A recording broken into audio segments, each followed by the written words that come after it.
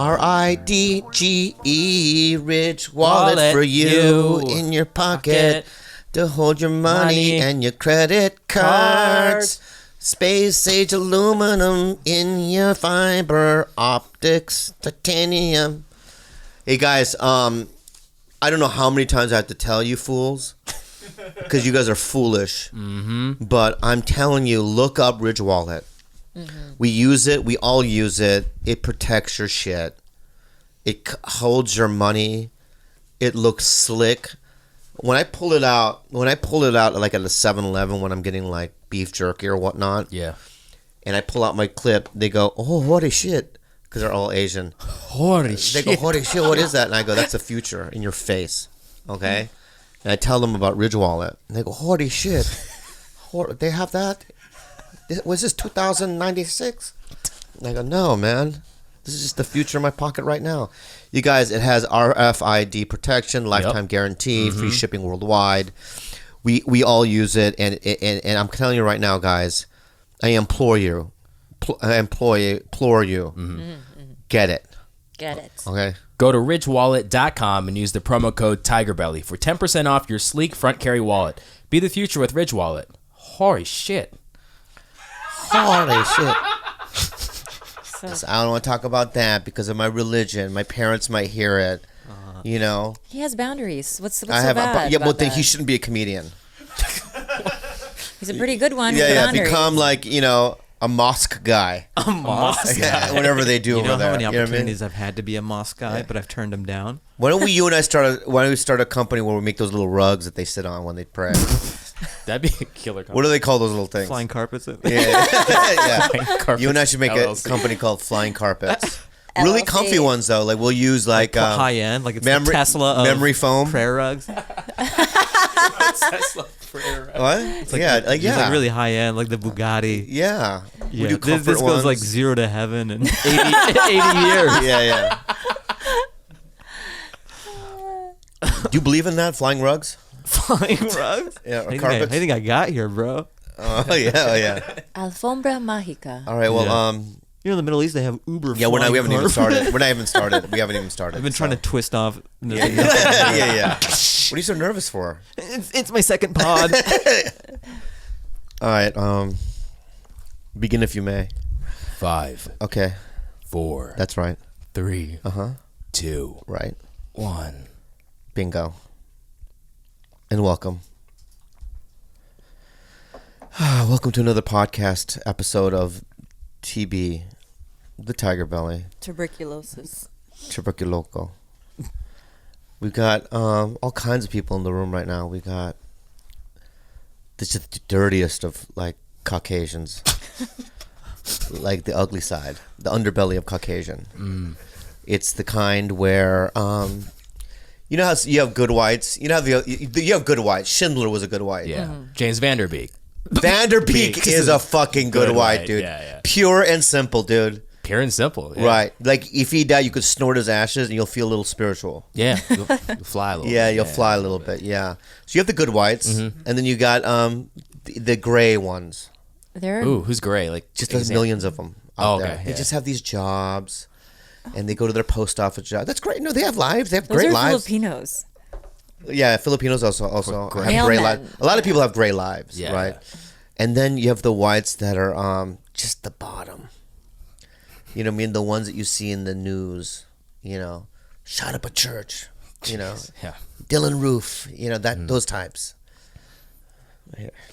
We got one. George Kimmel. Haven't got caught yet. I know you haven't, but you're one of those, and I'm on to you, dude. And my eyes are on you. My little squinty eyes. Okay? Let me see something right now, and I know you judge me because of my little squinty eyes. I can see perfectly with these. All right? I have great periph. Okay? Long view, short view, the whole thing. All right? I'm on to you, dude. He's actually fucking blind, you guys. I'm blind as fuck. There was a coyote standing right in front of us. Yeah. And I was like, look, a coyote. And he looked right at it. He's like, where? Yeah, it was he right in front of me. He couldn't see a fucking giant wild animal before his very eyes. But I can see you, though. That's all you need to know. And then we got your better one right here. He's much better than you. He is... If you were an android, you would be the first model. He's 8th model. Oh damn, This Michael is like this is Fassbender. 500 years later. That's The Fassbender. company got it down. Fassbender. Yeah, for sure. Fassbender. They cut it down. Fuck you, George. I love you though. And that's the thing. I love. You know what? You know what, dude? It's like in AI. I like that little. What was it? That little guy. An AI. Yeah, the little AI guy. Yeah. I like the little guy. I like the little guy, man. That was a weird movie. No, what was the other? What was the other robot movie? Robin Williams. Haley Joel Osment? No, there was another one where he was a robot. He becomes Yeah, old no. and becomes a human. Yes, yeah, what's that is that AI. robot? No, it's That's not AI. AI. That's not It is AI. AI. That's AI is Haley Joel Osment. Is It's not the same. No, there's another anyway, I love Android. I need to movies. know. I absolutely need to know this. Androids 'cause with I a heart remember. is what I like to call it. Bicentennial Man. Bicentennial Man. Bicentennial Love that Man. movie. That's a good movie, you know.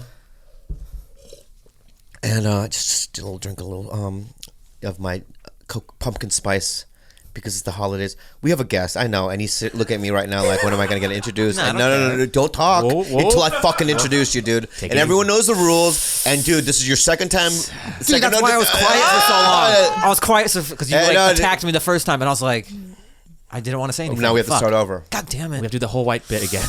The whole. Fahim, haven't you been so here many before? people, so many people in the been here room. We once got these ugly fucking bottom dwelling. We have a guest, and the reason why he's on again is because he has something very big to announce, and he's also a friend. He was my opening act for a couple of years. Very strong comic. I think he was on the other night. Although you were trying new stuff, I felt like, were you? Yeah. Yeah. And Kirk and I were watching you, Fox. And Kirk goes, "Why isn't this guy the biggest thing?" And I go, "Shut the fuck up." I looked at Kirk Fox and go, "You shut your fucking skinny ass fucking off." Okay? I know he should be bigger, but shut the fuck up. His name, now, and I know a lot of you MAGAs out there listening. Okay. No, I'm being real, dude. It's an election. It's, you know, You draw a lot of midterms, MAGA dude. fans. Yeah. I have some. Really? Huh. We have some. True. We do. Yeah. So I'm telling them. Thanks for right? sticking around, guys. Yeah. A lot of them, actually. He's not one of those. Okay? That's just for the 5 guys. He's a good dude. He really is. You're pure at heart. And I love your family. I've met your brother. He's a dentist. Yeah. I've met all those other Punjabs around them. Said it the first time too. Whatever those, you know what I mean? Yeah, I get it. Yeah. All that, you know? Yeah, same ballpark. But yeah, I love them all. I really do. When we used to go to Seattle, they used to come. I haven't said your name, but anyway, they used to come out to the shows, and I used to hug them. I love them. They're good people. Thanks, man. Don't you think? Yeah, I love Do they my like family. me? Yeah, of course. Yeah, as well. Yeah. As well do I. Oh, that's nice. He has a Comedy Central sketch show coming out. It's called Goat Face. Go face. Yeah. It's with you, Aristotle. Yeah. What's the other guy from the Daily Show? Hassan. Hassan Machan. He has Patriot Act on Netflix now too. Whatever. I love his show on Yeah, Netflix. Hassan Machan. It's a great show. Hassan Machan. Hassan Majan. Hassan Say Majan. Hassan, And then babe. Asif Hassan. Ali. Hassan, and then yeah. Asif, and they're doing a kind of Middle Eastern, right? I mean, Yeah, Persian. yeah. You know what I mean? American. Well, yeah. I mean, It's very American. It's you guys are Americans, and you have an American voice, but it's a bunch of For sure. Persian Americans. like first generation, I think. Yeah, Middle Eastern Americans. Middle Eastern South doing a Asian sketch American. show on Comedy Central, and I have to say, you showed me 2 or 3 sketches. Yeah. And I cackled like a little schoolgirl. Thanks, man. That So was so cool because funny. I haven't shown anybody. You know, I and laughed was so just like- hard. And let me say something. You can doubt me, Bryce. You can doubt me, George. And you guys can point your fingers and go, what have I done? I was on a sketch show for 8 years. All right? I've seen some sketches myself. Okay? I know some SNL people. Thank you very much. Muchos grandes, amigo. Muchos Okay. grandes. All right? Por favor? So I've been in the rodeo. I've saddled up. And I've done my lassos. Okay? And I'm telling you right now, this sketch show that he did is muy comprehende, man. Have you been playing Red Dead Redemption? Or is this just natural to you? I have been. Okay. Yeah. I've been playing too much Red Dead, but Lasso. yeah. Goat Face. When does it come out? It's let me say something. It's so fucking funny. Really Thanks, funny. man. Yeah. Yeah, because like I had been working on it for so long, and I'm too close to it. So it's like I've seen the sketches a million times, and like I wrote a lot of them a long time ago. So it was nice. It was just burning a hole in my pocket, just like, oh, let me get a fresh set of eyes, or I know Bobby. I trust Bobby. We were in your car. I was like, I want to show you. Can I show you like two or three of them? And I chose like my favorites. They're quick, just very, and it was so great watching. Like I loved watching you watch them. I've seen the sketches a million times, so I was just like watching you watch them. Yeah. And it just felt so good because it was like watching it for the first time again. Like, oh, okay, if Bobby's genuinely enjoying it. What happens when they pick up 13 episodes? You got it? Yeah. You have a staff? Nah, man. Dude, the way Whoa. here's how it works, man. Like all right. I'm a sketch guy. Like stand up and sketch is what I do. It's what I was born to do. That's what comes naturally. Yeah. Sometimes, you'll take these general meetings and stuff, and they're like, "Do you have any screenplays or like sitcoms?" Yeah. And I have like ideas, but like that doesn't just come to me. I don't like get inspiration and I go to a log cabin and like bang out, bang out Stranger Things or something. I don't have that in me. I have log like lines. Cabin in the Woods was done by that guy that directed the Avengers. What's his name? Oh, Joss Whedon. Yeah, Joss Whedon. Yeah, some of those guys are just. And they would spend a weekend in a hotel, him and his writer, and it was a 2-floor thing, and they just yelled out, "What about this?" Yeah, and they both banged out the script. Yeah, or like Sorkin just has that in his brain. I'm not that guy. And instead of trying to bang my head against a wall and like try to be this thing that I'm not, I've just always been a strong proponent of leaning into your core competencies. So that's why I've just always been hitting stand-up and sketch. Like that just flows through me. Yeah. So stand-up I've been doing forever, I mean, I do it every night, and like I've been doing it 16 years. And then sketch is just something I grew up. It's been that long you've been doing stand-up? Yeah, man. Wow, that's the trouble. That's the trouble with starting so young. Everyone just thinks that you're like 6 years in for How your long whole have life. I known you? 16 years. Quite a while. Like how long? 2000. Yeah, right. Because when I asked you to do a sketch on Mad TV, you said no to me. Yeah, you brought this up. This up on the last. I know. I'm just thinking to myself. So when was I on Mad TV? Let's recap. A long time ago. Yeah. So I have known you for a very long time. Super long time. No, I remember the you first said time no I met to you. me. Yeah, that was the first time we met. You said no to me. Yeah, you were on the steps in the belly room smoking. Yeah. Delia's like, "Hey, this is my friend Fahim. He's a funny guy. This is Bobby Lee." Wow, Delia introduced you. Yeah, to me. And then he goes, "Oh, where are you from? Where are your parents from?" Afghanistan. He's like, "You want to do the sketch where you'd be on Mad TV?" And I go, "What's the sketch?" You go, I open up the closet, and then I say, you're shirtless in a turban, like in your underwear, and you're sharpening a sword. Good pitch. Good pitch. I would love to read the rest of the sketch. Like that's the only. It was just basically Dave Navarro, right? Dave Navarro. I was doing a tour of this place. Oh, It was okay. this house or this condo. Yeah. And I just open up, you know what I mean? Open up and just sitting just there. random as It's a fuck. random little thing, you know what I mean? I Yeah, thought yeah, it was a sight gag. It wasn't, For sure. you know what I mean? It wasn't demeaning, I didn't think, but Sandy Danto did it. It's fine. Fat Sandy got him in a little turban. This is before people were woke and weren't like, that's not a Middle Eastern guy. Yeah. That's a Jewish guy. No, it wasn't even, I didn't even say, you could have even said, if I wasn't wearing a turban and I was wearing some sort of clothing, I would have been like, oh yeah, all right. Maybe you're cooking something. I don't know. I don't know. I wasn't trying to workshop it with you. It just seemed like... I'm just saying it hurt me. It hurt my feelings. appreciated it. And I also bring it up every time I see you. I know. I really respect you for that. You always say that's why you respected me, because I turned That's it exactly down. why I respected you. I go, who the fuck Because that's is not this what I was kid? trying to do at the time. I know. And I now. know. That's all I'm trying to do. Yeah. I mean, I did see a sketch where you were wearing a fucking turban. Hey, don't give it away. But I know, I'm just But saying. here's the thing, though. Like, that type of shit, I feel okay with it if I write it. Maybe it's weird, but I just know where it's coming from Right. when I write the thing. And I feel like it's empowering if I put myself in a turban for a thing that I've written, because I know I'm trying to turn something on its head, as opposed to like another race Right. writing. No, It's totally. just You're there's right. I'm You're big. absolutely correct, friend. Yeah. That's why I'm just giving you shit, friend. Okay, that's okay. Right? No, I really respect you for doing that. Thanks, man. And I just had this feeling by looking at you, and Oh my God, he's an android. He's malfunctioning. Short Just circuit. smashing all the microphones. I don't want to get emotional, but I'm not gonna. Okay, is that God, how do I say it without just give me a second. It's my podcast. Yeah. Okay, so just let me. It's just that you hear this nonsense from politicians to scare middle of America about like Muslims or Mexicans and all that, and all that kind of stuff. Yeah. They're coming in and literally when I run into you or Maz or any of those guys, Amir K, right? He's one. Yeah. Right? He's one. Or just or just any of you guys, I literally Terrible. do not think of race or what your religious background is. You guys are just friends of mine. Like when Amir K, when he was on the new Matt TV, he would pull me aside and tell me how he felt about being nervous and I don't think the writers and we could just sit there and connect and I can talk him through, because it's the same thing that I felt. And when I look at you, I'm just so happy for you. You're a great, really great guy. You really are. There's not a single person, right? What are you laughing at, babe?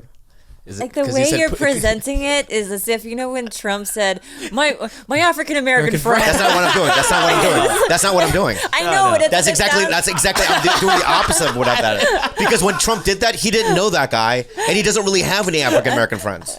I know, but just it sounds like that. Like just you guys, one of you. No, all right, forget you. Right? Forget that. What's so funny, Gil? Do you understand what I'm saying? I get what All she's right. saying. All right. You know what? Let me rephrase it then. Can I rephrase it? Yeah. Yeah. You're just a great guy. Hey, thanks. Yeah. Yeah, you really are. And I feel like I'm dying. You guys are so nice to me. and it's well, I've never been anywhere where they go, fuck that guy Fahim Anwar. Well, that's nice. But also one thing I've noticed too about like being beloved or like liked by everybody, that means like you're due way overdue. You know what I mean? Like when you get things early, people will hate you. Yeah. If you get things on time, still some people will hate you. But if you've just been, because I just feel like I'm one of those guys who's like slipped through the cracks for a super long time. You're due. Well, that's nice. Thanks. Yeah. No, you are. Yeah. Okay. You're 100% due. But no one looks at the success now, with the show and all that, and is like, "Fuck Fahim." I've just been around so long, and I've been like, no, I think people batting I think at the people are comedy thinking, store. oh fuck, thank God. Yeah. And there's certain guys, you can say all you want about Rick Ingram. I think he's very funny. Yeah. I think He's he hilarious. deserves. I think he deserves something, big. Not that I'm not comparing you to him. But it's there one of those is things of when you're a comic and you're in the streets, you kind of know who's. I think we have our pulse more on what's going on day to day, just comedy wise with stand-ups, and it just takes so much to bridge that gap to the suits and the button pushers who Yeah. actually are there's- these gatekeepers. Yeah. let me say something. Isn't it frustrating how few people are actually in the streets? Right. It's not only frustrating, and what people don't understand is what you see in specials or who get shit isn't the best people. It's what you've been fed. Sometimes it's great and it lines up. Yeah, it's but once in a blue moon. Sure, yeah. But those ones still are ones that deserved it. Like, like example, Louis C.K. before the controversy, when he got his due, the IFC show and all the things that he was getting directing movies and all the deals and all that, no one was ever going, why him? Why him? Right. You knew why, right? It's a given, right? But then you see, that one lady from, I don't want to make fun of her because I'm not, but she's from Australia. Hannah Gadsby. Yeah, her. The Nanette thing? No. Yeah. Yeah, okay. That whole, and I think that the confusion with that is just that some people didn't, it was labeled as stand-up comedy, and her whole thing kind of felt more like a one-woman act, and I think that's where people were. Stand-up But it purists wasn't are like, not this good. isn't stand-up. Right, it isn't that. Yeah, you're right. It's The like stand-up stand-up purists were like, adjacent, and I think the stand-up purists are frustrated that it's occupying the same space. right. As stand-up, and it's in the same discussion as stand-up. But she was good. She's good. Yeah, I know. Maybe I not know. in the I know. same I know. realm, all right. though. Not- you know who else is good? Kira Stefanovic. Oh, she's funny. All right, and no one's giving Kira anything. Yeah. All right. I mean, you can push this Hanny lady because of her ideology and what she represents, and I want that. But also, it's the coasts. You know what I mean? Like, anyone in the middle of the country, you go, have you seen Nanette? They're like, what the fuck is Nanette? What you call me? Yeah. And I have no offense to her. I don't know her. She's probably a nice lady. Sometimes the coasts like to believe something is way bigger than it really is. So you're in this bubble, and we like to believe that Nanette is this fucking worldwide smash. Yeah. And it is with the HuffPo and whatever Twitter echo HuffPo. chamber you're in. Yeah. And it's like good for her and good for that Yeah. lane and everything, but sometimes we make it this bigger thing than it really is. I mean, this is how crazy this disconnect is. I think I auditioned for like Baby Driver, one of those movies. That's awesome. But I obviously didn't get it. But it was terrible anyway. But but I remember the casting director looking at my resume and going, "Oh, you've actually done something." Like, she had no idea who I was. Which humbles you. You go, you spend 20 plus years, in LA grinding it out, And still right? people don't know who you and are. no one knows who you are, Yeah. right? And so the people on the top, like, even like on the show that I'm on now, the network people, a lot of them, they're just new relationships. They don't know who I am. They think I'm a new face. Yeah. Do you know how long you have to do stand up before? Like, there are times, like, I've been doing it for a long time, as I told you, where people will think, hey, this new kid, or I just found out about this comedian, like, especially in stand up. Yeah, you have to do it forever to be considered a new kid. Yeah. You have to be, Right. you have to be like a middle-aged man to be considered a young whippersnapper in stand up. Yeah. Yeah. I mean, there are people that have been doing open mics since the 80s, still doing it. Still grinding it out. I mean, most of them are crazy, right? They're a little delusional where they don't really have it. But it's very difficult. I love Mitch Hedberg's joke where he goes, stand-up is part of my get-rich-slow plan. Yeah. Right. It takes a long time. Yeah. And especially in the club scene in LA, it's not, you have to just not only weather the open mics, right? But then you have to like convince the booker, right? And then you have to compete for like 15 spots a night. Like, especially at the Comedy Store, it's impossible. Oh, yeah. Imagine being a great comic, but coming to LA and For going, sure. oh, that's a club It's I'm not going just to play. so even if you're a funny person, it's just oversaturated. So you just have to oversaturated. like keep on chipping away. I was Yeah. thinking about the other day. Isn't it nice that you're at a point in your career where you can just be, because like I was thinking about my early years of stand up, and you're just trying to convince the world that you're as funny as you think you are. And no one's giving you the time of day. You're like a ghost at these clubs. People are walking through you, Like, you're like, oh, I want to do this show. And the stakes are so high for things that are so small. Like, oh, this bar show, how do I get on it? Or the booker doesn't think I'm funny, or he got on it. And you're like, everything's a threat to you. I did an open mic in Century City, and there was a raffle. It was an open mic. I got last, right? So I had to wait till like 1 a.m. And then when it was my turn, there was no one in the audience, but there wasn't any instance in the beginning, right? The guy goes, "Hey, you're not going to go up. I'm tired." I go, "I know, but there's only one more." "Yeah, I'm just tired. No one's here." But everyone else got to go up when there's no one, right? And then you drive home with such rage. Like, it's no. I'm telling you something right now. I'm going to lean forward a little bit for this. I've never felt. I'm fine if you hit my car, right? You scrape it with a key, right? You pee on my foot. I'm just gonna give you examples of the level of anger. I'll be like, what the fuck? Don't do that, right? If you,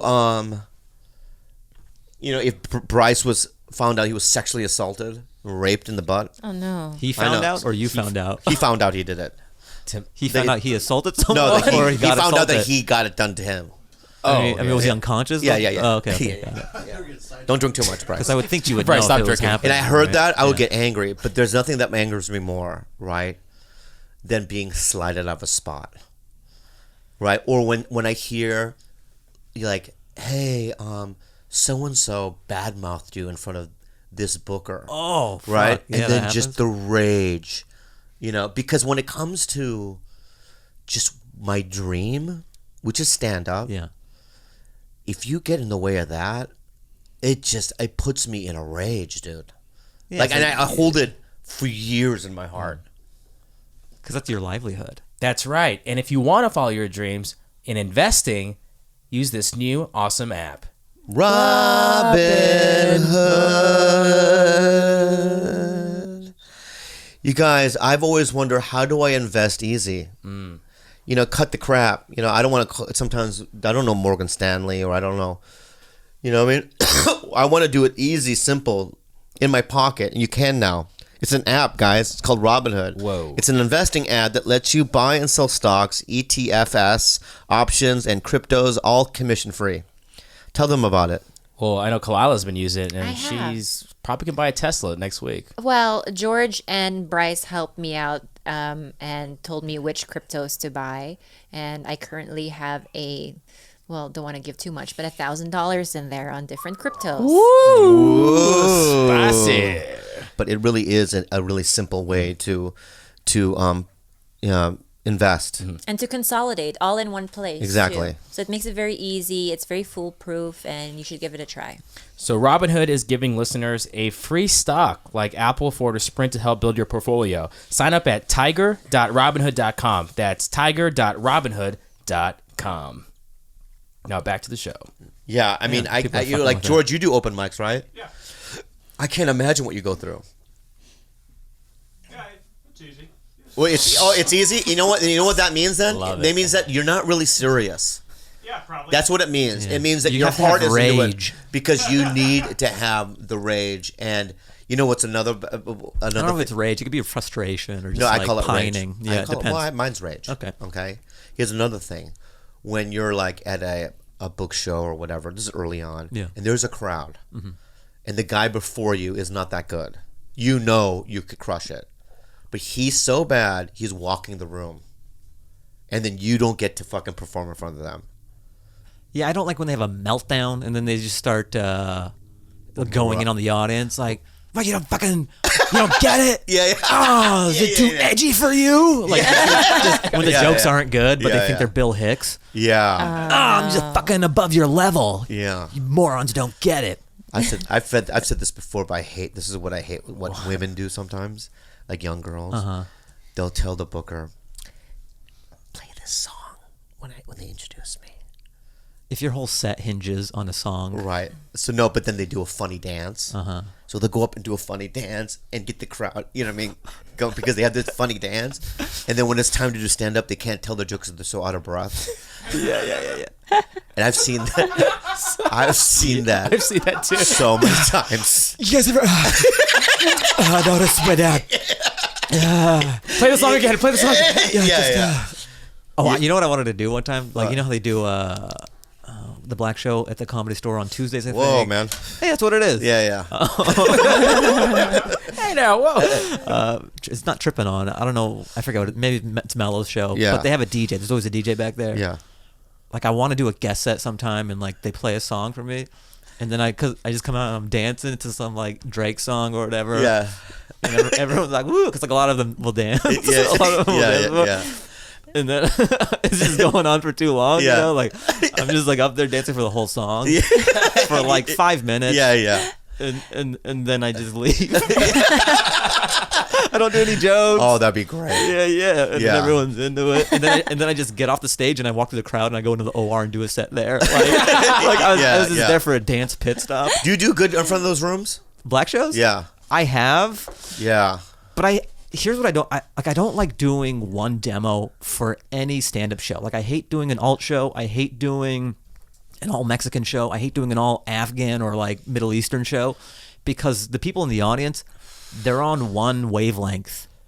When you assemble a very particular group of people, they respond and resonate. They just want one thing. Yeah. And if you're not that, Yeah.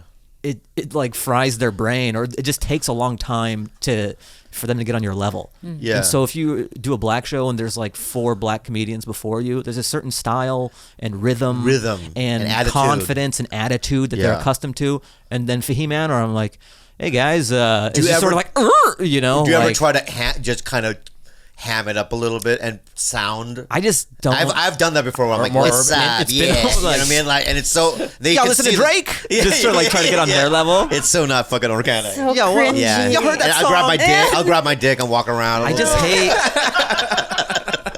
used to Then I'll have, do a moonwalk. Why is he doing I moonwalks? used to have this bit how like doing black shows they're always like so supreme like every comic is like very confident. Yeah. Just like prowling the stage like a tiger and just so much confidence and I wanted to. There's no self-deprecating black comic, or that type of style. I wanted to be a confident, self-deprecating black comic. Yeah. I'm like, y'all ever notice how old your parents are, and you're way older than that, and that scares the shit out of you because you ain't married yet. Yeah. I'm 35 years old. I should have some equity by now. I don't own a home. Just like really sad stuff. Yeah. I did Jade's Brazilian show. Whoa. How was that? I was eating it, but then I just didn't know what to do, so I just started yelling out Brazilian things that I do, right? Did they like it? That's the only thing that got laughs, really. Damn. Did your R's I go, become Ronaldinho! It's just such an Right? it's just I such did. an uphill battle. Rafael dos Santos! I just want to It's Rafael, baby. Rafael. yeah, but I said it that way and I I got just a want laugh. to be myself, and I Yeah. just want to like throw some ideas out there. Yeah. I hate having to do tricks to be accepted, and that's what a lot of those shows are. Mm-hmm. Like, oh, how do I figure out this scheme? And if you're not getting paid, like, what's the point? But I was talking about melting down earlier. My brother, I just had this thought, like, my brother got me one of the best gigs I've gotten so far. Like, it was like $4,000 to do some corporate gig for Toyota back in Seattle. Wow. Because he's a dentist and he's on the links, and like he'll hobnob with some guy owns like a bunch of Toyota dealerships or whatever, and he's like, oh yeah, my brother, because they're looking for entertainment for their Christmas party. This is like a year ago or 2 years ago. Yeah. And then, they're like, my brother's like, oh yeah, my brother does stand-up. He could probably do it. He's like, yeah, he's in movies and stuff. And you can look at his IMDb. And Yeah. and he really he talked the talk. He built me up. Yeah. And But I mean, I've done some stuff. Yeah. And I mean, guess no to one could somebody, look at your IMDb and, and go, and somebody who's not in Hollywood or whatever, it seems like a get or something. So my brother, he worked out this thing where it's a lot of money, and I'm doing 30 minutes at this Toyota Christmas event thing. yeah. So I'm like, dope, this is better than anything my agents have gotten me at the time, Yeah, right. So, and it's for 30 minutes, not an hour, which is normally what these college gigs will be. So I go to the event, and sometimes the thing is just they're not set up for stand-up. Yeah. Sometimes you'll get these people who just they like comedy, and they think they could throw it on, but they don't understand how many things need to go, the lighting, the sound system, the seating, the stage, the separation between the stage and the seating. It doesn't take a lot, but there's a checklist for a show to go well, and the average person doesn't know what that checklist is. Right. They just I would like to have comedy. Yeah. You do comedy? Come. And then that's as far as they go. Was yours ground level? No, it was elevated. Okay, It was good. elevated a little bit. Sound system was kind of whatever. There was round tables, which is not good, and they're getting food and shit. And so I'm just doing my stand-up, and they're talking because they want to mingle and stuff. Oh man, Because it's a corporate thing. Dude, because the money, $4,000. Right, It's yeah, like but- that but country listen, club gig you did. So I'm up there. Happy birthday to you. Happy birthday. The timing, wow. Good job, Jules. Happy Sorry, Birthday, dear Khalyla. birthday anymore. Happy birthday to you. 27 from Fahim Anwar. Yeah. 27 years Yeah, old. dog. Yeah. Thanks for buying the Where are donuts, these donuts Fahim. from? Blue Star. Blue Star? Yeah, very fancy donuts. You got them? Yeah, we got it. Yeah. Where's the Blue Star? Where's the Blue Star at? Silver Lake, dog. There's one in LA? Yeah. Because there's a bunch Portland. in Portland, yeah. 27. Can I have one? Yeah, Fahim, please have one. Oh, I'm okay. Thank you, though. You don't eat donuts? No, I do. I'm full, though. What kind is this? I don't know. Thanks, Jules. Next time, work on your timing, Jules. Not in the middle of a fucking story. There's 2 spicy ones, and then there's a lot of other stuff. But I'll just try this dark one. Wait, I want to hear the rest of the story. It sounds like your All nightmare. right, so let me. Okay, now let me try to regroup here. I'm not in the mood anymore. What else? What else is going on? worst places to do comedy. Anyways, I forgot what happened in that story. Okay, so it's Toyota dealership, Toyota dealer- right? Christmas it's party. $4,000. $4,000. People are talking in the audience. People, round tables. People want to mingle. They're getting food and shit. Yeah. I'm up there. Right. Is your brother there? No. This is funny. My brother wanted to go, but the guy just power moved him. He was like, I don't know if there's enough spots or whatever. So what? I mean, my brother didn't care that much to push the issue. So he wasn't there. I'm up there doing my thing, and I'm just I'm just talking over like white noise. Right. And I'm just smiling, eating shit, just like doing my comedy to a wall. Because I've been doing it long enough where I'm like, just smile and get your check. Are you doing bits or are you just I'm doing my audience? bits. I'm doing like, if anyone's tuning in, they're getting a show. But Yeah. I'm not going to pull them by the collar. And I realized, and that's just being a pro and being a veteran, keeping your calm in that situation. Because if you have a meltdown in that scenario, you don't get your money. If you're like, shut the fuck up! You don't listen to me! yeah. Not getting food? Fucking... Yeah. You don't know how to act in a comedy show? Yeah. Fucking look at this fat piece of shit. Yeah. I'm giving you gold and nobody... why the fuck am I here? Yeah. If you have a meltdown and then afterwards the guy can just be like, Yeah. I kind of had a meltdown up there. I can't can't pay give you you. your money. People are angry that you snapped. And, Yeah. so as long as you're just like doing your jokes into a wall, afterwards you're like, well, thanks for the gig. So I still loved it. how It do was you 30 feel- minutes for great money. Yeah. You do a lot of like music festivals. Do Not you a lot. No, Well, I I've done always like one see- or two. But, Okay, well, is it the same as like do they set you up for success at those things? Because I feel like those setups are always like out in the open, right?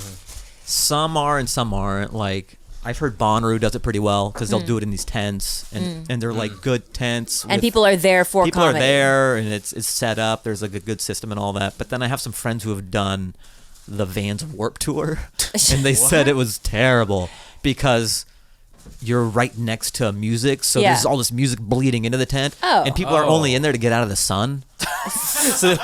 so no one really wants to be there. It's just Yeah. a biological response. Yeah. Like they're just trying to cool down. Oh my god. Yeah. Hit me in the head, bro. Sorry. But I've done Bumbershoot, and they do it pretty well. That's a good. I like That's in that Seattle, festival yeah. in Seattle. Yeah, I did a tamale festival with Carlos Mencia once. How was that? What? it was strictly a tamale festival. It was a tamale festival in outside of Houston. And he goes, bro, they speak English. That was my first question. Do they speak English? And I'm eating it. Eating it. Tamales or fig? Yeah, the tamales. I killed. The tamales are doing. And I got so angry because when I got off stage, Yeah. Carlos did his whole set in Spanish. Fucked you. He fucked me. Oh my god. I mean, what were you gonna do? Were you gonna be like, Tank, load me up some Spanish? Oh, like the Matrix? Yeah. ¿Qué pasa? Tank. Take. I forgot his name. I forgot his name. That was his name. Yeah. Load me up some Spanish.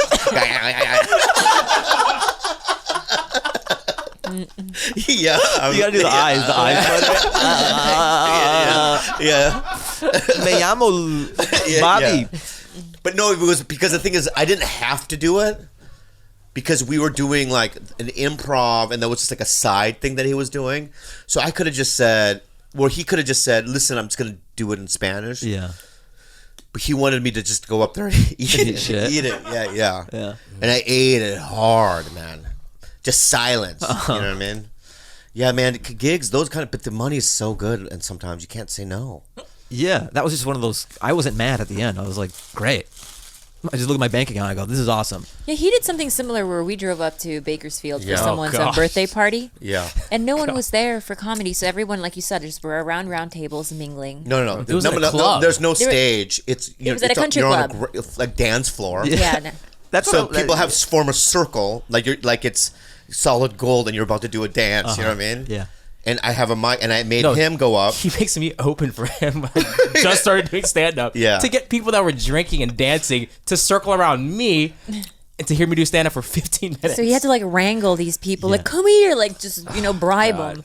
See, that's Just form a circle. That's what I'm saying. What I everyone. love about just average people trying to put on a comedy show because they don't know what is necessary, and only stand up is like that. Like nobody goes up to LeBron and they're like, LeBron, I'm doing a party. I was wondering if you could do some basketball at this party. Yeah. And then LeBron gets there and he's like, "Where's the basket?" He's like, "Oh, I just thought you could just use this cardboard box, maybe, or oh, you need a basketball. You could use this rock." Yeah. That's what, or you could go the other way, where the corporate gig that you and Jeremiah did, Yeah. where they were so hyper focused, but they were hyper focused because they knew Bobby was coming. So anyone else that came before him, they It just was like a virus they were trying to right. get out of I the made body. Jeremiah go up, and the funniest thing I've ever seen in my fucking life happened. Oh, what? he's on stage eating it. And I saw a white man in a suit stand up and go, "Get the fuck off stage and die!" In the middle of the set? Yeah. What? Wow. He went like, it was almost as if like, he was protesting like some sort of genocide or Why that level of anger? I don't know. I mean, Jeremiah at that point when he was screaming was doing a thing where he's on his back like wrestling a stool. Right? So he's not even just standing there. He's like in the middle of like a mug, right? He's mugging a bit out, right? An act out. Yeah. And this guy just stood up, and I was laughing so hard in the back. That's the beauty of being a stand-up is you can appreciate these moments Yeah. where everyone else would cringe. We live for I it live because for it's it. our friends. I love when my friends bomb. There's nothing better. It makes me laugh so hard. Yeah, sometimes I'll tell you like horrible like audition stories or whatever, and you're like, I love it. Tell me more. I love it. Because you have so many of yourself. I have so many. Yeah. And it just makes you feel not alone out there because everyone has them. Or you hear stories from the old school guys, and there was a comic named Joey Gaynor, and his closer was he put 2 tennis balls in his mouth because he had big cheeks, right? So he would close with 2 tennis balls in his mouth, in his cheeks, right? But a bunch of comics like put it in their ass. Yeah, the tennis balls. Yeah, they spit on it. Pissed on them, put cum on it. You know what I mean? And so when Joey Gaynor's up there with the tennis balls in his mouth, like the back. I mean, the 3 comics that were there just on the ground crying. I just love stuff like that too. Like inside, sabotage. You know what I mean? Sabotage. Yeah. We have a Sponsor. 23andMe. 23andMe. 1, 2, 3. 23andMe is the name for the 23 pairs of chromosomes that make up our DNA. You guys, you think ancestry is good? It's not. 23andMe is the future. I used it. Mm-hmm. I submitted my results by spitting. Have the results right You have the here. results right here. What I found out a couple weeks ago is that I'm 10% Japanese, which broke my heart. 90%. I'm kidding. He loves the Japanese. I love the Japanese. He loves that 10%. Yeah, I love it. I love Kurosawa. I have 90% Korean. And what are some of those results that came out? That you have the muscle composition of an elite power athlete. No. Yeah, him and I. Yeah. Initially, I checked mine, and it was like you have like CC, or they tell you what your genetics ties to a certain type of muscle. The way you cackled like that really makes me so fucking angry. Yeah. And so I was really happy because I was like, yeah, I have the musculature of an elite power athlete, and I was so sure Bobby wouldn't. I'm like, this fatty's not. I can rub it in his face. Whoa, hey now. But then sure enough, he does too. Yeah, because I would have been if I didn't do this to my body. He would be in the Olympics. What sport? I am very athletic. You don't know. I just He don't is, want to though. do it. I He saw your really wrestling. is. I saw I can your wrestling balance, pictures. you know what I mean? I can wrestle, I can do all that. I play tennis. But anyway, 23andMe, 23andMe, it goes beyond your ethnicity and it goes into like very specific details that you don't know much. And things that you might be predisposed to, like me, I have a slight risk for early onset Alzheimer's, which is kind of scary. But it doesn't mean I'm gonna get it. It just means that, like, based on my genetics, and it has so many things like that, and so many fun things to discover about your genetics. Have you done it yet, Gilbert? Not yet. Me and George are waiting for ours. But guys, TigerBelly, listen up. This Thanksgiving, 23andMe service kits are only $49 per kit when you buy 2 or more kits. That's 50% off the regular kit price of $99 this holiday. Order your 23andMe service kit at 23andme.com/TigerBelly. That's 23andme.com/TigerBelly. Know your stuff. Oh, we love knowing our DNA. We love it. And where we come from. Yeah. And also these donuts. That first one I ate Spicy? was like I ate a jalapeno in there or something. Oh my god. Didn't like it. I want to try it. But There's 2 spicy ones. but Khalyla's birthday, she's 34 years old. And what a blessing. What a blessing. My life is a blessing. Yeah, what a blessing Can't your let life is. hiccuping. I've known her since she was 27, 28? 27. 27. And It was nice and tight. My neck skin was firmer. No, but you know what? You know what's so funny? You grew up with your face. Well, I grew up with my face. No, I grew up looking at your face in the last 5 years. Morph. Not more. I just no. Your face never changes to me. Oh, I see what you're saying. You know, it's like there's my Khalyla. Thanks, sir. Oh, wow. Yeah, Sweet. it's like you don't. No matter. I mean, I guess if I compared photos, and I was like analytical about it, and, oh yeah, there is differences. Yeah, you have like a I mean, jeweler's loop. Yeah. Yes, right here. Yeah, she looks more like Michael Chiklis now. You know what I mean? I love you on the shield, babe. Yeah. But no, you just look at, you know, the one that you love and you go, that's what she looks like. You know? Thank you. Yeah. That should be a card. That's what she looks like. That's what She looks like I love you. That's what she looks like. When I see people, like even people I've known for a while, like Chris D'Elia, for instance, you do, with him, there is a little bit, oh, you're older. There's just something about his face, you know, there's more veins that pop out of his eyes, you know. He has more like you know, those fucking veins, they're so scary that he has. When he gets angry, those veins pop out of his eyes. Angelina Jolie has the same one. It goes right across her forehead and into her eye. And It's a vein? big one, massive. Yeah. Yeah. And then when I see someone like Arcus Hamilton, wow. I mean, he can bleach the hair, get the tan, and put the teeth in, and the whole thing. But if you look close, I think he's dying. Hey, we all are.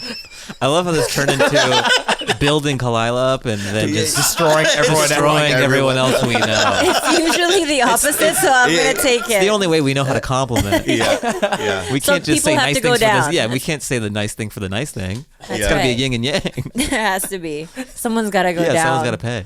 Yeah, but she went to the desert with the dogs. Do you ever go out to the desert? I went once for the photo shoot for the 1 hour special. We did a photo shoot out there, like in around Joshua. Feel at Tree, I home when think. you're out there? Yeah, for some reason, Oh, because baby. we're desert people. I mean, can I just say this? And Yeah. I just, you know, excuse me for being ignorant, all right? But I was born and raised in America. I'm an American as well as you are. Yeah. Correct? Yeah. But does my body know if I'm in Korea? Does my body go, oh, yeah? Like it's some Wakanda thing. Like it's just some where sort of like hooked into historical, like a genetic thing that I'm from there. Does my body recognize that? I think that sometimes it does. And this happened to me. My body loves humidity because I was born and raised in the Philippines. So when I came to California and you don't have the same humidity, I break out in like full eczema. But you see, when I go back to the Philippines or give me any humidity, I am so pretty. Over here, I'm dry and crusty and ugly. But if you were born here, would you have the same effect, do you think, or no? I think I that's don't that's just a byproduct of being there. I don't know if it's intrinsic in your upbringing. Some like, people are disasters in Because some people humid who have weather. eczema and psoriasis, they go to Florida when they retire because it's better for their skin. Yeah, but there's a lot of people who really, really crumble with humidity. I know, like, I don't mind being sticky or when it's very hot. Some people's like just a little bit of heat, and they don't. It's too much. It's too much. You Instead gotta of getting shower like every 3 hours. they don't thrive in that climate. I do. I love humidity. I love heat. Yeah. I can't ask him. I think the first time we ever went to Vancouver, it snowed there. She'd never seen snow before. Really? And I think I cried because my bones couldn't handle the cold. She'd never seen snow before. I that had seen crazy? snow on like TV. Yeah, I know. No shit. She's not like, what is this white stuff? Yeah. Yeah. I mean, I had like, But being in the snow, what was that? It was weird, right? yeah, it was magical, but my body did not do well at all. It was like full shutdown mode. I remember like buying 3 hot dogs from a cart and then staying in all day and just eating hot dogs. And Yeah, I I remember was that like, was fun. I That can't was- be around that white stuff. That was fun. That was fun. That Sorry, was a fun. I need to get off the mic. Yeah, what's My going on? hiccups are horrible. I want to ask you this question too, Fahim. Yeah. Because I know that when you came to LA, when you were early, you were working at Boeing Yeah. and you were an engineer, right? Yeah, I would drive up to the Comedy Store and try to do the open mic, and then Tommy would play all these mind games, like Right. because there would be this list, and he would make you wait in the back forever. And then there would be times where I'm waiting until 2 a.m. Oh, yeah. And then he would go in the back and get high or whatever, or just like give the list to somebody else, and then it would always change between what he wrote to other people putting their people in. Yeah. And I wouldn't go up. And then I finally had to tell him, I go, like, Tommy, I understand there's a system here, and I'm all for it, and I want to be a part of it, and I'll play the game and all that. But I mean, I'm an engineer. Like I have work. I have work tomorrow at like 8 a.m. But as an engineer, how much did you get paid a year, do you think? Like 62, 63 entry level. $1,000. Yeah. What would you do there at Boeing? Like, give me an example of a day. A day. All right, I come in. No, I'm interested because the day to day. Because you're not. I don't know what it's like being an engineer. I don't know what it's like being 9 to 5, working for Boeing. I want to know what you would do. So, all right. You would drive up to the Boeing Institute. Drive up, park in garage, in Long Beach, get out right? in Long Beach. I know exactly where that is. Okay. It's like on Carson and Lakewood. I would have So to if you ever drive past by it there. to go to I still have my community pass. college. You do? Yeah, I think I'm supposed to turn it in, but I like having it. It's my glove box. It's just, Yeah. I just have so much hope and optimism. It's just like, So you drive there. You go through a little gate thing. yeah, so I park in the parking structure. I get out, Yeah. and then Now, let me ask you this: Do you Yeah. get coffee? so here's the thing. So One other thing. yeah, I'll go to the like cafeteria. I'll get maybe some breakfast stuff. You could do that sometimes. They have a cafeteria. You could do that every time, unless you're late. Yeah, I still would push it though. Like, here's the thing: I'd be like 5 minutes late, and I'd come with eggs and like a coffee or whatever, Yeah. and you're 5 minutes late, and then that's what I hated about engineering is that they're just stuck in the 50s. I have friends who are at Google and shit, and they're riding razor scooters and jumping into ball pits, and they're like, take 2 hours of you time, and you meditate and do whatever you want, you know, Yeah, like yeah. outside the box thinking, and it's very hippy dippy. Yeah. And then in engineering, it's like be in your seat at 8 o'clock, clock out at such and such, 42-minute lunch. We had a 42-minute lunch. What? Yeah. And it's just so by the book and by the numbers that it's annoying. It's not about the work you do. Yeah. It's appearances. So you sit there, and are there graphs in front of you? So what I sit in my chair. I have 2 monitors. Pie charts. Yeah. Yeah, I have 2 monitors. So you have monitors, and what are they? What's on the monitors? One is surfing the web. This is every cubicle job, all right? One monitor is for surfing the web. The other one is for actual work. And then everyone knows hotkeys that when you hear footsteps behind you, you're like, and then it's like the boss. Wow. So you're Googling when No, you're just like fucking around. Portishead is going to be playing. Sure, yeah. I love Portishead. Everyone, I do. That's what I'm saying. I said Portishead. Yeah. everyone has a fuck off monitor, and then everyone has like a work monitor. What's on and you know how to do. What's on the work monitor? A graph or numbers? know what's on it. Yeah. Yeah, you nailed it. It's just a graph. No, it's like. I mean, I'll do the abridged version of what. So, I mean, there's proprietary Boeing software This is and exactly stuff. what I want to hear. Yeah. Okay. So basically, my job, I worked on the 747-8 freighter, Love it. and passenger. Yeah. And this is funny. Whenever I'm in an Uber and somebody says, "What do you do?" I say engineer, and the conversation stops. So I like that you're at. I never say comedian because they're like, "Go, Yeah. Where do you get up? yeah. Where do you get your ideas? Yeah. Well, what type of comedy? Or you when do? they go into jokes themselves is the Well, worst. yeah, I have a cousin who's trying, and then it just never ends. Yeah. But if I go, I do engineering. It's just. Nice. So 747-8 and freighter and passenger. The way it would work, I worked in the stress analysis. Yeah. For floor beams. So we worked on the floor beams. And for the way it works is the loads would be passed through. You would have a model of, say, because you're just updating the previous model, right? It's like Right. they don't remake the Corolla. They don't reinvent it every fucking time. They just kind of improve on last year's Corolla. Right. So we were just working on. You start on the last iteration of the 747, Yeah. which is the 400, I think, and then you run. You want it to do different things. Like you want it to carry more payload. You want it to be a little longer to put more seats on it. Right. So they just run the new loads, or what kind of loads a plane would get with the new geometry, and then you kind of Wow. see where it would fail. You go, okay, this would pass in the old model, Yeah. but because the geometry is a little different. Okay, we need to beef up this section of the plane, Wow. or we need stronger fasteners here. And then you have design team who's over there, and you go, we need these type of fasteners, or we need to make this a little thicker. And they're like, fuck, we can't do that, because they have their own boss and stuff. And they go, we can't make it this much thicker. So you have to compromise with them. So sometimes engineering dictates design. So you're just building. Sometimes it's Legos. You're building a plane. Basically, I should have said Legos. I don't know why. I don't know why I did this. That's what it this is. Long-winded. Yeah.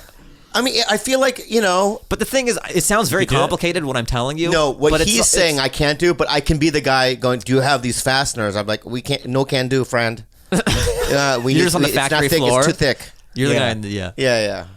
But it's just, you could get a high school kid to do this stuff though. Like, that's the thing is, I was smarter in college than I was. I think it's true of everybody. You're smarter in college than you are when you go into the industry. You just get dumb because you work at a job and it's very cookie cutter, procedural.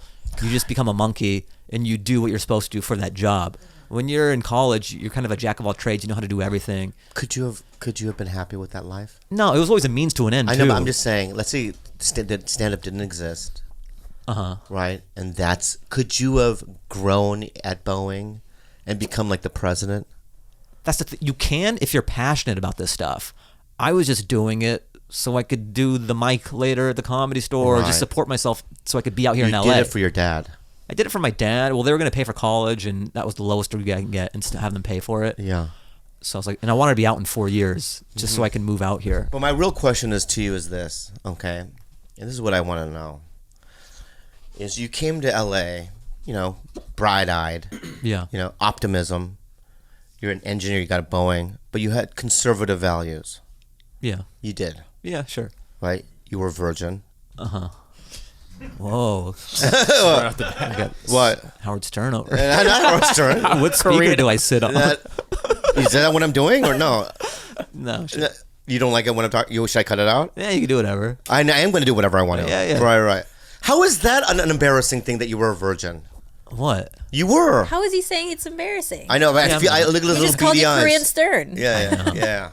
We're just So more reserved than the average. Yeah. So you were a virgin, right? You had your parents are Muslim. Yeah. So you were a Muslim yourself. Yeah. And you had those ideals and the values. I mean, I still consider myself like I know, but you're a little wild. I don't know about wild. You are. What do you mean I'm wild? You're not. Yeah. You don't behave in that manner anymore. Look, I don't pray 5 times a day or No, like, but you oink oink juk juk juk juk. Whoa! You juk juk. Oink oink too with the You oink oink and juk juk. Yeah. What's that? You fuck. Whoa. Yeah, right? You have. We don't know. Yeah, you know. Oh, your mom, your parents. Yeah. Your parents still think you're a virgin? I don't know. Your parents still think you're a virgin? How old are you? Probably not. How old are you, Fahim? 34. They don't. I know they don't. Listen, you're in Hollywood. Oh my Yeah. God, I love that we're here because you're uncomfortable. Yeah. And we're going to do this because Where's the birthday cake? No. I'll tell you why we're gonna do this because you know what? I'll tell you why I want to do this. I know it's a little uncomfortable. I know you feel a little uncomfortable, but I do love you, and I would never say anything that's gonna make you feel shameful. Okay. I feel like you're well on your way. I'm not getting there. I'm not getting there because my questions are going to be directed in a different direction now. It's just practice. Just practice deflection. I see. Yeah, like just practice. Kellyanne Conway. Do your best job. Have him just answer. Answer however. You've done some drugs. Yeah. I mean, I guess. What have I done? Alcohol. Yeah. Marijuana. I did that like 3 weeks ago. Yeah. For the first time? First time. No, really? Yeah. Wait, you got high for the first time 3 weeks ago? I'm 34. Can you believe? What happened? How did that happen? I don't know. It was a part of my identity for so long, and then they were doing it. Where? Who? My friend. My friend was doing it. No, was it a comedian? Yeah. Tell me the friend. Lenoci was doing it. Michael Lenoci. Zach. Michael Lenoci and Zach. Yeah. Right, who are my friends as well. Right. We're smoking some Mary J. Sure. Mary J. They're Mary J-ing it, right? And you had never smoked pot before in your life. Yeah, never. 3 weeks ago. That's unfucking believable, by the way. It was a month ago. Pretty impressive. A month ago. And then, hey, let me take a toke of that reefer. That's exactly what he said. No, what did you say? Because normally I always say no whenever they do it. Yeah. But then for some reason I was just like, what is it? Yeah. What is it? And here's the thing. There's a stigma. It's tough being a brown person. Like, Yeah. because I'm American, and I mean, that's kind of what Goatface is about. Just being born here, but walking that line of you still have this baggage, and you still have these cultural ties. So I know that world, but I grew up on SNL, I grew up on Conan, I grew up on Simpsons, so I have very American sensibilities. Fuck you! You're a fucking an American citizen. Yeah. And you're a free person. I'm a free person. Yeah. All right, and so fuck you. Let him finish his Yeah, point. Go ahead. kind of- Sorry, my bad. I mean, you're got the other. angry. You're the other. I'm somewhere between you and like a hard-lined. It's tough. I'm somewhere between Bobby and like a traditionalist. Okay. Like, whereas you are just you, and there's something lovable about that, and unapologetically you, and you can make mistakes. Free. You're free. I'm free. You're free. Thank you. Yeah. So it's very hard to even like talk about her. You know, it's nothing compared to what normal people do, but there is this brown umbrella that's hard to get under. Right. You know. So yeah, I tried marijuana. So you did you get high? Yeah. So I did it. You know. Yeah. And then I cough, you know, and I go, Yeah. do you always cough? I go, does that always happen? Is it just? I feel like a cliche. You know, when you're like, Right. like if they were filming, they'd be like, let's do it more real this time. right. It's a bit much. Yeah. Oh, you're doing it. Yeah. That's what happens. Does that always happen? Yeah. If you Always? don't smoke, you Oh. condition your lungs. Oh. Yeah. So If it makes you feel any better, my mom tried for the first time, and she's 60, Yeah. and she's always been really, walked a very straight line. does she like it? She said she didn't get high, but I don't think my mom knows what high is. She's such a controlling person. She's one of those people that if she ever did ayahuasca, she'd be like, I feel nothing. Yeah. She's just so in control of like her senses, and she has OCD. Yeah. So I don't think that she can let go and experience. I'm the same way. Like, I think I'm too analytical for drugs. Like, I did it. I think I got high. I don't think it's for me. Oh wait. So let me tell you. So you did it. You coughed. Yeah. And then what did you feel? Then some time passed, and then and then I kind of felt it taking effect. What was it? For me? Yeah. Okay, so I think there's two things that happen. There's when you're a very analytical person, I'll start swimming inside my mind. Yeah. And trying to figure out everything. Yeah. Trying to make sense of everything. Yeah. And I can get lost in that. I can like spiral into that world and it's kind of like a little paranoia, like stuff like that. But then also I found myself having very, very silly thoughts. So I could jump out of that. There were kind of like two rooms I could bounce between. One is the analytical, try to make sense of everything. Yeah. And one is just let yourself be so dumb. It's okay to be silly and just enjoy it. So I would kind of walk between these two rooms. Some of the thoughts were very interesting. Like we were watching, I'll tell you two thoughts I had while I was on it. So we were watching like ESPN. There was highlights going on, and there was a guy. And he was like number 11, you know. Yeah. And I go, you chose that number because of September 11th. Like that's why. Like it's the dumbest. Yeah. Like I would never say that. I would never say that as me. Yeah. Like it's not even. You say things that don't warrant leaving your mouth. Yeah. But with marijuana, if you just let yourself. Yeah. And like I think we were at a diner one time, and the song was playing. It goes, "Taking care of," and we're just eating. No one's really listening. You know, it goes, "Taking care of," and it's going on. Yeah. And then I go, "You think they're done taking care of business?" Yeah. Little things like That, and then I do this on stage. This thought I had, I was like, you guys ever notice? I go like September 11th. You know, like the Twin Towers kind of looks like an 11. Yeah. Is that why they chose that day? You know? Yeah. That's the exact I stoner like- thought. Yeah, That and is I the go, most I go, stoner and I thought. go. Was it? Did they plan it for September 10th? And like Abdul in the back was like, "What if Yeah. we waited there? Yeah. You know, the towers are gonna look like 11. It's kind of like an Easter egg. You know, like It's an Easter egg. you know, people. Not everyone will know this, but for the people who do, it'll be kind of cool. Yeah. Just, I don't think anyone's ever thought that the towers look like an 11. They do look like an 11. It is an 11. It is an 11. That's very interesting. One time when I was younger, I bought weed from a guy from Caltech. And I went to my Korean friend's house, and I watched the end of the affair dubbed in Korean for 2 hours. I was transfixed. I understood every single scene from beginning to end. And as soon as it was done, I shit myself. And I think that the reason I shit myself is I was certain it was laced with something. Like it was so laced because you don't shit yourself when you smoke weed. But I remember like just drooling in front of like a TV. I wasn't feeling well, and my friend. I looked over at my friend, but it was End of the Affair with Julianne Moore, dubbed in Korean. Wow. And I remember it from beginning to end. Wow. Maybe it wasn't weed then. It probably wasn't. Probably was not. You know, it's like Maybe it was my Miralax dealer. 16 years sober. I don't miss it. I don't miss the suffering of being, enslaved by drugs and alcohol. But you do miss little moments, like when you dropped shrooms at one time. I wish I was there with you. Yeah. I was. Wow, it's even deeper. Yeah, I wish I was. Now I'm admitting the shroom. So I did shrooms once. I know. Yeah, this was before weed, and Your the only parents reason aren't going to listen to this. they probably my mom she's a big fan. My mom. Of TigerBelly? Just me. Anything I do, Yeah. she'll track it down and find it. Oh, can I just say this to your mom? What's her, Mrs. Anwar? Yeah, Soraya. Sarai Anwar. Your son is he's a professional comedian. He's an American, and to becoming an artist, you have to open yourself up and try new things, and that's what he's doing, and there's nothing wrong with it. Yeah, these are just two outliers, honestly. Like I've only done weed once, and I only did shroom once, and I was in my 30s for both of them. Yeah. Wow. Yeah, and part of the reasons I did shrooms is just because, I talked to Ari. He's like, Ari Shafir is like a big shroom guy. Yeah. And we'd be talking to the store, and he goes, it would blow his mind that I had never done marijuana. He's like, you should do shrooms before weed. I don't think anyone's ever done that. Right. Like he just wanted to do it as like a pioneer or something. Yeah. And there was a novelty to that. And Yeah. part of me is like, oh, that's interesting. Yeah, I guess.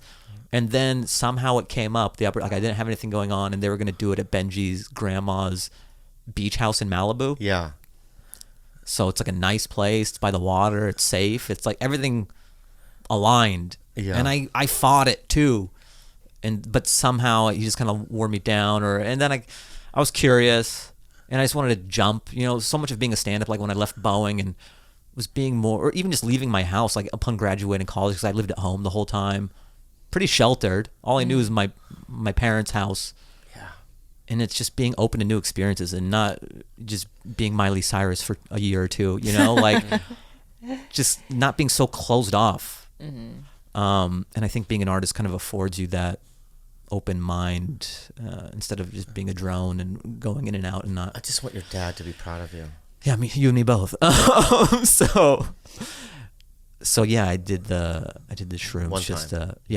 to kind of see what it was, and that was too much for me, man. Like there's the first half and the second half. First half was very bad. Yeah, I know. I heard you disappeared. Were you the one? No, Matt Edgar disappeared for like Matt 6 Edgar hours. disappeared. It was 6 like a hours. sitcom. Like on the you're coming too, Yeah. And then everyone's just on the couch, just kind of like So melting. Matt, they dropped shrooms, right? Ari We all Shafir was do. there. We all do the same Benji was there. You and Matt Edgar's a skinny white kid from Orange County, and they dropped shrooms, and he just disappeared. Yeah, we don't see Matt For 6 forever. hours. Yeah, They don't know where, and you don't even care. He seems like a shrooms pro, though. yeah, probably. Did you even Like- care where he was or no? I think we were too wrapped up in our. I mean, I was at least Yeah. like I didn't have my wits to be like 911. Yeah. My friend, Yeah. he was here, now he's not here. Yeah. What am I holding? So what was the first half like? First half is bad because I just think too much, man, and Yeah. that's not good.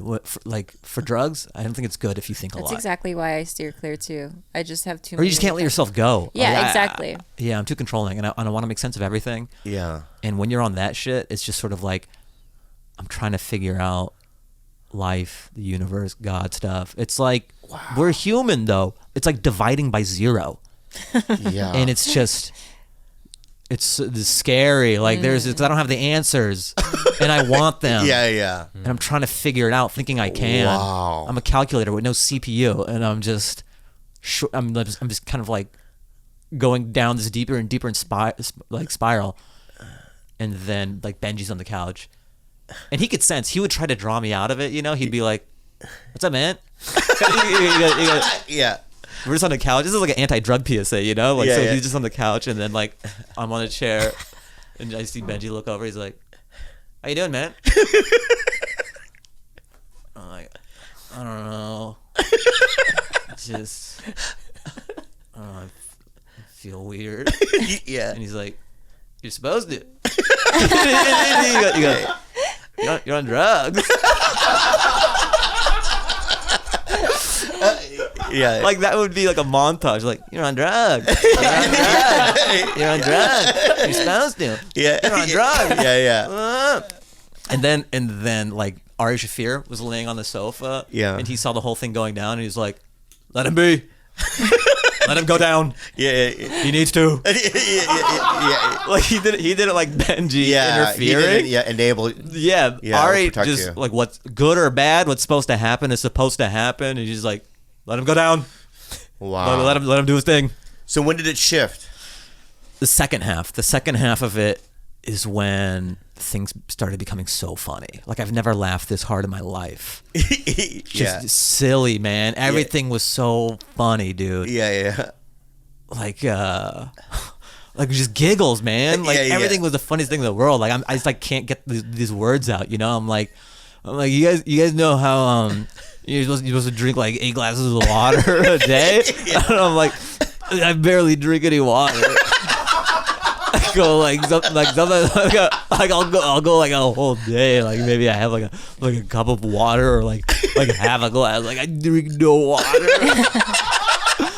It's like it's funny now. It's funny now. It's so bad. Like I don't drink any. You know? Yeah. Like 8 glasses. Like who could drink that much liquid? Yeah. And then there was another like just everything. I'm not a very visual person, or like when paintings don't really do anything to me. I go to a museum and I'm like, that's interesting. Like I don't understand these people who just like look at a painting for like a half hour with their wife and they're like, oh, look at the and it's like, okay, that looks like a thing, and I'm done with it. But for some reason on shrooms, like they would I couldn't stop looking at paintings. Wow. Like the colors would pulsate and stuff, and I just started noticing a lot of things that I never would sober. Yeah. And and then Ari and I, like, there's this one painting hanging up in his grandma's house where this guy has like a trench coat, and maybe it's a famous painting or something. And a dog. Was there a dog in it? I don't know. I don't think so. But it was like a guy in like a trench coat and some things, and it looked. And we're just analyzing it. Me and Ari Shaffir are just like analyzing it on shrooms, and we're just kind of like riffing on this painting. And it, for some reason, we came up with like, oh, it looks like a knife salesman. You know? Yeah. And I go, that's like a terrible way to be a knife salesman, just having a trench coat. And it's like, I wonder why I'm not getting any business. Like, hey, can I interest you in any knives? Just like in a dark alley with a trench coat. Like, hey, lady, I'm trying to sell some knives. Look at all the knives we have here. Like hiding them in a trench coat. And you were saying that in front of Art. And we were just dying. We were on the ground. and then he was doing it. Yeah. And I was laughing so hard. And then when did Matt Edgar show up? Hold on, there's one more thing I gotta talk about. So like, did you start noticing things that you just accept as part of life? Yeah. When you're not on it, like just decorative stuff she had in her apartment. She had this like vase with these bamboo things, sticking out of it. And then I just walk up to it. I go like, wait, what is this? I go like, why is this a thing? Yeah. I go like, somebody's like, oh yeah, I need a vase with some bamboo things. Yeah. Like this is so arbitrary. Yeah. Like we all accept it as this decorative piece. Yeah. But to me, I just saw it for the absurdity it was. Of like, there's a vase with bamboo shoots in it. Yeah. It is just so funny. Yeah. You laughed at that? Yeah. We're just like crying and but the first half was too much. I don't know. So that's why I'm like scared to do it again for that first half. Then Matt Edgar. And then at the very end, we're all just like coming out of it. And then Matt Edgar comes through the front door, and we're like, Matt! Like it was like a sitcom. Like that's what you would say, executive producer George Sapiro. Yeah. I was like, bang, bang, bang, bang, How was Matt's bang. mood? Good. Everyone was fine. Yeah. I just kind of Wow. And I wasn't like, and the thing is, I'm not outwardly like, I just go in and quiet because I didn't want to ruin anybody else's. You know, it's like my bullshit, or I didn't want to ruin what they were trying to do. Or their trip, like they have their own thing going on, so I would just like get very quiet and kind of. I didn't want to be like, guys, you know. If I just thought if I was diagnosed with a disease where I was dying, that is one thing that I would want to do again. Do you think that would be okay or no? to do drugs? mushrooms or Shrooms, yeah. Like Yeah. if I had like some sort of cancer and it was I'm gonna die, I would probably call Ari and a bunch of guys and go, listen, I have so and so amount of sobriety, but I'm dying. I want to go out to the desert and I want to take some shrooms. I think that shrooms can be a really like positive, kind of time. You can have a lot of revelations. You can have like Yeah. a silly moments, I think, but a lot of like revelations too, and a lot of closure maybe, and a lot of like peace if you're somebody who's terminally ill. I guess it could go both ways. You could come out of it like terrified of the fact that you're dying, or come out of it like feeling peaceful about it. Yeah, it depends. But one thing I did, I noticed like weed was kind of a lesser version of shrooms for me. Like I wasn't free falling. I could pull myself out of that on weed or whatever. Yeah. Yeah, the only thing about smoking weed for me is there's certain strains that really throw me into anxiety and panic, and that's what I have a hard time getting myself out of. And I used to smoke weed a lot, but when I would get thrown into a panic, I would just, the only way out of it was to like double down on alcohol, which is like a bad system that I had altogether. But the last time I did it, I had a really bad panic attack that I called 911 on myself. Oh my god. And I was in the hospital just really fucking high. Wow. And I was so embarrassed. I was like, okay, I can't do this. I ate a massive, I should have done it. Instead of waiting to get high before going to bed, Yeah. I ate a massive cookie. Because I've done edibles before. But this one was particularly strong. I didn't think twice about it. And then I went straight to bed. And I woke up and I couldn't breathe. And I was just so confused. And I was living alone at the time. And no one was there to help me. So I was just freaked the fuck out. I didn't know my own surroundings. It was just a really weird thing. And it just went down a hole there. So I called. I'm sure they love that. You don't do drugs. I used to do a lot of weed. Oh, you don't. In No, high not s- anymore. Socially. Sometimes you If do. people are doing it, I'll do it. Like a one hit. But I like being in control. I don't Same like not here. being, I like being in So control. I'm glad I did those two just to You'll experience do it again. You'll do weed again. I don't know. I What's don't it? love it. Like I just don't love it. Like it's not. I'm not like, oh, I can't wait to do that again. It was fun to experience. I don't know. I'm very much like You you. guys I are don't weird. desire. I don't think about it. I just want to escape reality. Really? And I don't like losing control. That's my problem. Me I'm too. a power I I freak. think that's part I of hate why I'm that. anxious too, is because when I lift, if anything is like psychoactive and I deviate from my baseline, I freak out. Because I think that already my baseline, I kind of, sometimes I think I see things that aren't there, or sometimes I get this like surge of adrenaline. So if I'm not, you know what I mean? I'm somebody who could really go over the edge. Like I feel like I would stab my own heart if I dropped acid. I'd be one of those. I'd take an ice pick to my heart. Yeah. And I'd Hey, have what that a great fear. podcast. Wow. I mean, come on, babe. Stop talking about stabbing your heart, Stabbing your man. heart. Jeez. No, because it's like a snowball. It's like a You're it's like a an catch. anti-drug PSA. Just like a wet dream. Like if you did that, they'd be like, yes. You would pull an I would Elliott be. Smith. I would be one of those people that would go into taking acid, going in saying, "Don't stab your heart with an ice pick. Don't stab your heart," and then end up stabbing my heart with an ice pick because I'm so fixated on that thought of not doing it. That's where I'm such a fucking. My head goes there too often into like dark spaces, so I'm not good with it. Wow. What did we learn today? So much. Here's what I did learn about you, man. What I learned about you today is that I think you're gonna become a very big star. I really do. I'm getting emotional a little bit, and I really like you. Thanks, Bobby.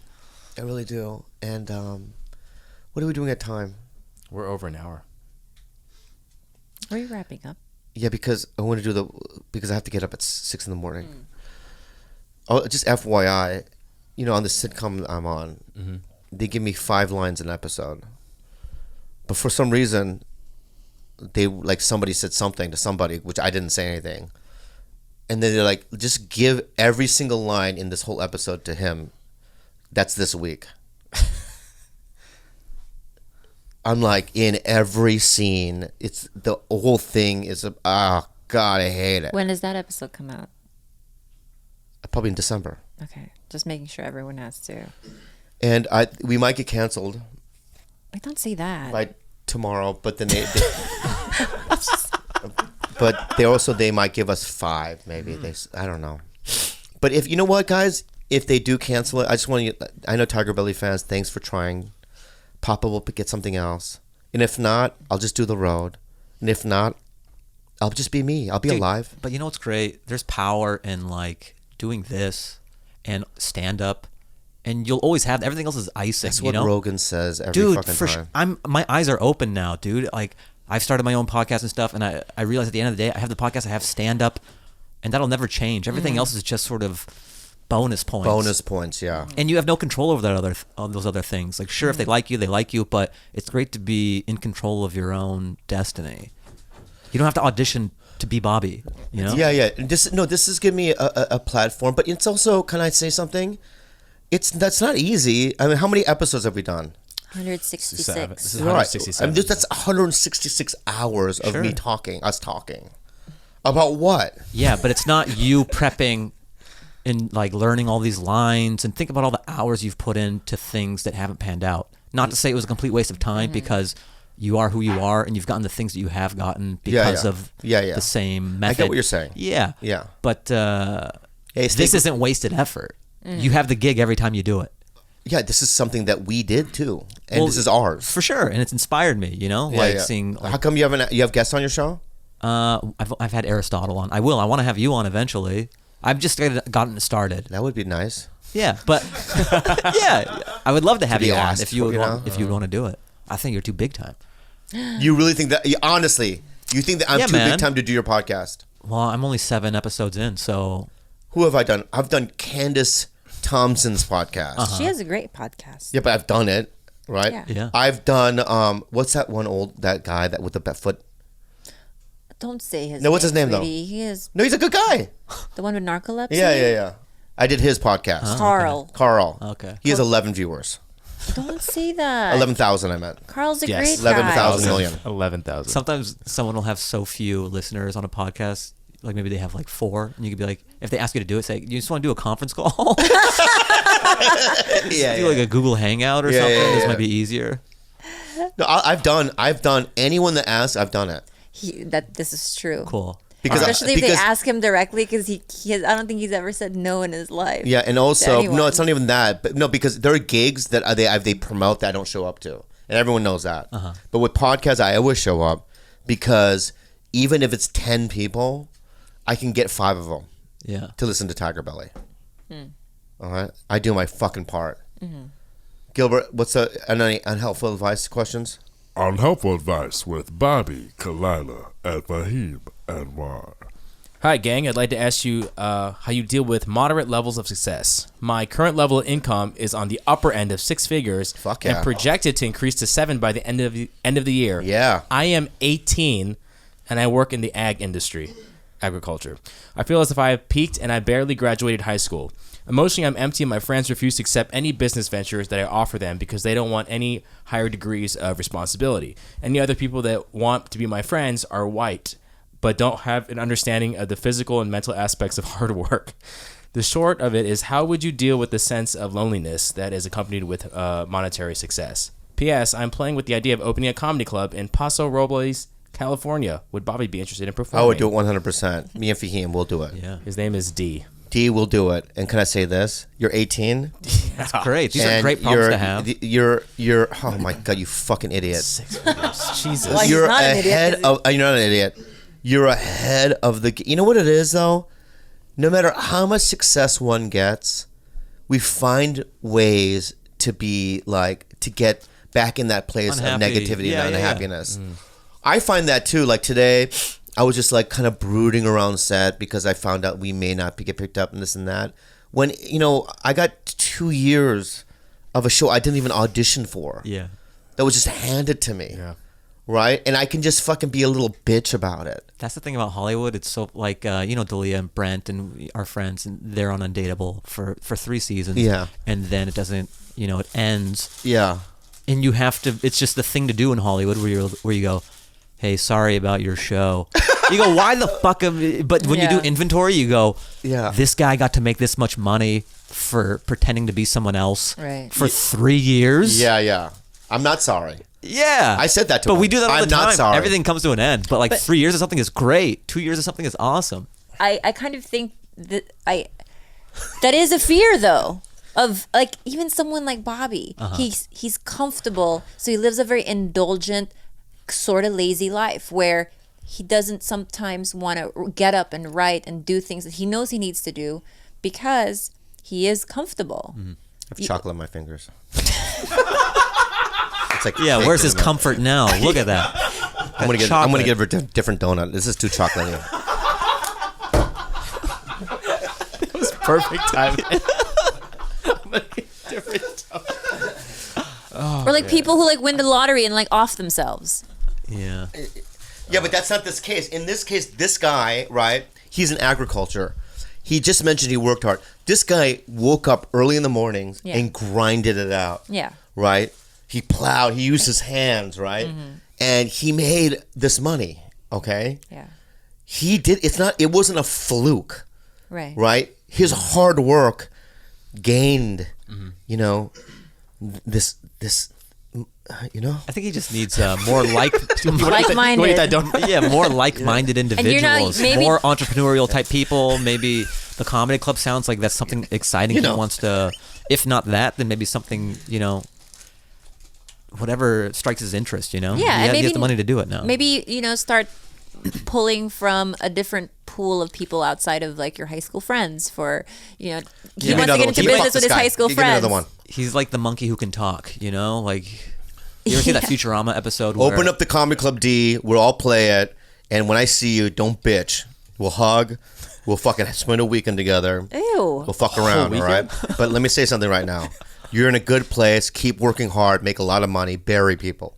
Go ahead. Bury people. That's a good one. Hey, Bobby and friends. I've noticed you guys have a few dogs at any given time, and I'm sure you're both busy with your jobs and schedules. With that being said, my wife and I have 4 animals, 2 dogs, and 2 lizards. I work in a copper mine for 12 to 13 hours a day, 4 days and nights a week, and my wife works retail full time. We just found out we're having our first baby. My question is, how do you guys juggle work life and having so many animals to take care of? I just need some advice. I'm at a loss, and I don't really want to give up my animals at all. Thanks. Well, don't give up your animals. Just don't get any more and abort the baby. I'm kidding. I'm totally kidding. This is a joke. It was a joke. Yeah. It was a total joke. I got that. It wasn't real. I felt it. Okay. Comedy. It's called comedy. Guys. All right? Don't abort the baby. Don't abort the baby. It's past 12 weeks, definitely. Yeah. It's killing a human. Not if it's before that. When I'm with 2 lizards, you can... I like lizards. No, I mean the lizards. 2 green basilics. Yeah, but you can, release them. Don't release them. Give them some. I know, but worms. I feel like it's like, you have a lizard and you go, "Hi, Toby." The lizard just looks at you, right? You release it. A year later, you get another lizard, and you go, "Hi, Toby." It's the same feeling. That's a good point. Right? Yeah. I don't think there's any. The thing is this. It's not the same. Yeah, let me just kind of listen to this point. It's like fishies. It's not like fishies. Yeah, it's like a fishy, like one of those little emo clown fishes. Oh, yeah, what are the Elmos? What are they Nemo, called? Nemo. What Elmo? Or Elmo. What are they called? Nemo. Nemo the fish. Yeah, Right. fish, yeah. Or Dora. Is that right? Yeah. Dory. The blue skinny one. Dory. Yeah. Dora. Or yeah. Right. And Nemo. Right. If you had those fish and they looked at you, I don't think what they see. I think they just see this gigantic blobby circle. Maybe they see a little bit of energy or aura, but they don't go, "That's Bob." You're wrong. More studies are finding that fish are Fuck actually it. sentient. Those studies And are you know wrong. what? There's no And way. I used to have a plecostomus named Mammy, and when Mammy died, I What? cried for 2 weeks. Also, I used to have a desert tarantula for 2 years. So what you're saying is and when lizards- my desert tarantula died, I cried for 2 weeks. When my 2 green basilics died, because my stupid roommate put Raid spray into it because she didn't like that we had lizards, I cried for 2 weeks. Let me ask you something. Yeah. If you had, and be honest, and don't say anything, Khalyla. Let me ask you something. Be real with me, okay? If you had a lizard, right? Yeah. And you fed it like pulp nuggets. I don't know what they eat. Pulp. Okay. I don't know what they eat. Like bug nuggets. Sure. Bug Right? nugget, yeah. And then one weekend you were like, Bob, I'm going on the road. Can you come over to my house and feed my fucking lizard bug nuggets? Right? And I did it. Do you think that the lizard would go, where's Fahim? Or do you think he's just like, oh shit, there's bug nuggets again? Probably like the bug nuggets. It's Again. more about the bug nuggets than right. what's attached to the hand. Right. Yeah. So that's what I'm saying is I think a dog is basically like, where the fuck's my master? So you only That'd be great, want to like- love things that That'd can be great. Like soldier comes home to lizard, and the lizard's Yes. everyone's crying. It's like licking its eyeball over and over. Yeah, Wait, Fahim. You guys are wrong. That's so Soldier comes home from so Iraq.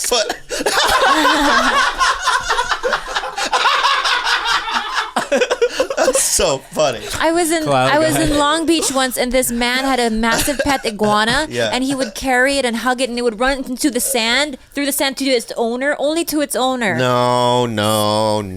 But anyways, no. what you're saying is you can only love things that show human love back to you. No, I love this little table. Goldfish greets soldier, But I it's just could- in the bowl, and it's just swimming in one side of the bowl, and the bowl is moving.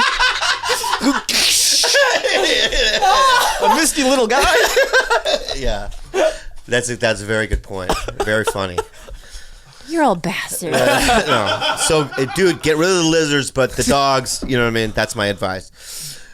So watch Fahim's sketch special. It's a 1 hour sketch comedy special called Goat Phase, November 27th. It's a Tuesday after Thanksgiving. It's a 1 hour thing. I'm head writer on it. I'm in it. My buddies are in it. We used to do YouTube stuff. And then Hassan got Daily Show. We all got busy. We thought it was done. And then I'm so glad that we got to like come back together and do this again. Yeah, I do stand up and I do sketch. So I'm glad that I finally have this outlet. It's a dream come true. And I'm happy. Like there's two things that I wanted in my comedy career.